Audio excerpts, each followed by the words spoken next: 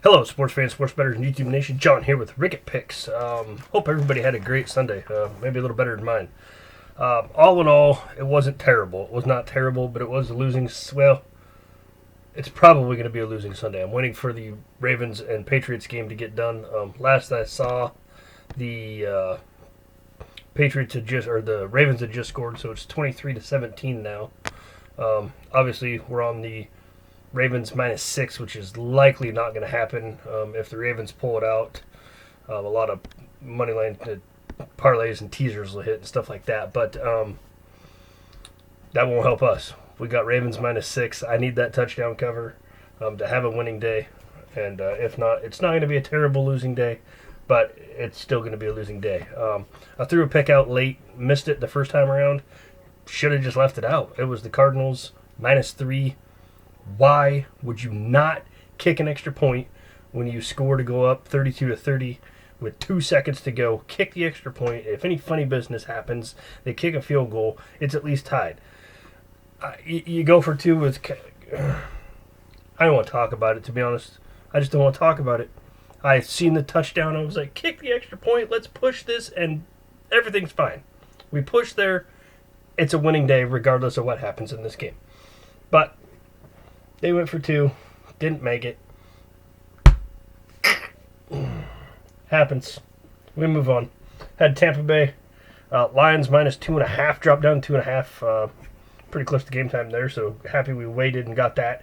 Raiders -3.5, easy winner there. Had a lot of people tell me Tampa Bay was not going to cover. They're good. They're good. They just struggled against the Saints on primetime television. I think they went in overconfident. That happens. Had the Hawks-Rams over 47.5. Somehow the Rams decided they weren't going to pay attention to the trends in the NFL and run the ball against the Seahawks, and they didn't score that much, and the Seahawks offense continued to be atrocious. Russell Wilson turned the ball over 3 more times, officially taking him out of the MVP talk. It's officially done. There's now a 3-way tie for the NFC West. But that didn't work out. And then I had a teaser that involved the Packers -6. It also has the Ravens plus 0.5 point.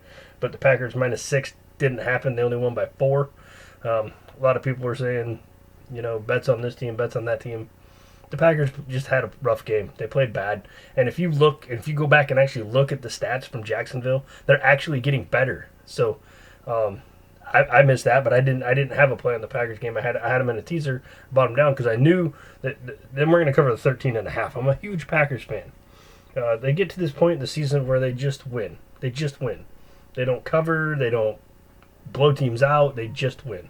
And then they start, they come out, and then they just kind of, and then they pick back up in the playoffs when they need to. It's just how Aaron Rodgers has been his whole career. But we got Monday Night Football. I'm done. I got to get off my soapbox because I'm still irritated about not kicking an extra point. We got the Minnesota Vikings, Chicago Bears. It's going to be a great game. The Vikings come in, they're averaging 27 points a game. The Bears are averaging 19. The Vikings are giving up 29 points a game because their defense isn't really that great. They're allowing 422 yards of offense per game. They're only gaining 392.3, 231 through the air, 160 on the ground. It's no doubt that Dalvin Cook is their mantra. Hand the ball to Dalvin Cook, let him eat, let him do his thing. Bears have pretty good rush defense. They're only allowing 82 yards a game rushing. They're only allowing 116 yards a game rushing. They're only getting 82 yards. But still, that 116, that's not bad. So you got strength versus strength in that department. Kirk Cousins' primetime football has not been it's not when he's at his greatest, that's for sure. He's gotten a little better, but for whatever reason, he struggles to shake that. The Bears, they're 5-4. They're 2-2 at home. The Vikings, they're 3-5. They're 2-2 on the road. Vikings are playing better as of late. They've won 2 straight. They've won 3 out of their last 5. You go over to the Bears, they've lost 3 straight. They've won 2 out of their last 5. They've just lost to the Tennessee Titans, who've been getting blown out by some other teams. They lost to the New Orleans Saints, who are pretty good. Won again today big against the 49ers, and I know a lot of people are on the 49ers. And then they lost to the Rams. Rams are decent. You go over to the Vikings side, they beat Detroit, they beat Green Bay. Yeah, they beat Green Bay in Green Bay. Another one of them things I was telling you about. Green Bay kind of just takes her down a notch. It's not good. They got beat by the Falcons, but that was a big rah-rah game for the Falcons there. Their coach had just got fired, and the newness was in. So can't really take that into account. But the Vikings are getting better. They're one of the better teams in the NFL as of late. The over-under this game sits at 43.5 currently.